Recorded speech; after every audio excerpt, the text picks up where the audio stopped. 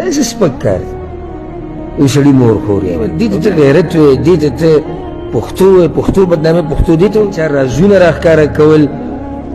د چا په کور باندې حمله کول دا خبرې خو پښتنو ته معلومې دي خو هغه پښتنو دي چې هغوی صحیح پښتو پېژني چې په دې خبره باندې پښتنو له ډېر یېرېدل پکار دي لکه چې ډېر به داسې ویني چې په لاره کې جګړه رواني او عجیبه دا ده چې لکه خلک بیا د ده په شان چې کوي هغه د ده صفتو کې دا ډېر نر سړی دی د ده سره یوسف جګړه نشي کولی زه خو نرتوب د هغه سړي نه منم چې جګړه د چا سره روانه ده او یادوي د هغه خور او مور او لور چې هغه په کور کې ناست دي یا خاندان یا مړي یا مشران دا خو د سپک او د نیچ انسان کار دی او دا د منافقت صفت دی یعنی د دې بعضو د ژبې په سر کنځلې پرتې که پښتن سره وران شو که عربي سره او که یو سره او که بل سره زه ورځې ځي د تللی وم روټۍ به رااخېستې مخکینۍ خبره ډېره مخکینۍ وړوکې وم په ورځو کې نو هلته یو عربی ولاړ هغه مې روټۍ رااخېستې نو هغه عربي د دې پښتن سره څه خبرې لګې واړولې چې روټۍ صحیح نه ده او داسې بیا هغه وله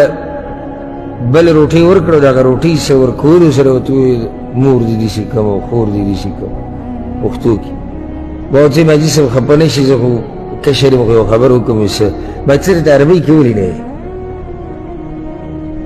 عربي کې ورته ووایه نو پته به ستا د غیرت هم ولګي د ده به هم ولګي چې دی دفاع د خپل مور پلار کولی شي او که نه شي نو دا ته څه کړي ما ورته ویل زه یې دیجه ته پته ولګېده چې خبره یې راته وکړه داسې سپک کار دی یو سړي مور خور یادوي او دې ته ته غیرت وایې دې ته ته پښتو وایې پښتو بدنامي پښتو دې ته وایي پښتو خو دې ته وایي چې ته د دشمن د مور خور به م خیال ساتې پښتو دې ته وایي یو سړی را لګېدلی ستا پلار یې وژلی پلار د دې سړي د مور خور خیال ساتل دا پښتو ده ها د ده سره به ګورو د ده سره به خپل کار کې هغه ستا او د ده مسله ده خو خور مور د چا یادول د چا رازونه راښکاره کول د چا په کور باندې حمله کول دا خبرې خو پښتنو ته معلومې دي خو هغه پښتنو دي چې هغوی صحیح پښتو پېژندلي چې دا د پښتنو د پښتونوالۍ خلاف کارونه دي که نه داسې نه زه غلط یم پښتو دې ته نه وایي چې ته به د دشمن د مور خور هم خیال ساتي او مور خور به نه یادې دا د سپکو خلکو کار دی دا په جنګ جګړه کې کنځلې کول او د ګاډي شیشه به بندې په ده به مثال کې چا ګاډی راته او ستا خور او ستا مور او شیشه بنده یو خو د منافقت دا وکړي چې کنځلې کوي نو بل دې بزدلي ته دې ګورې شیشه بنده ده تا هغه خور مور یاد څومره سپک کار دی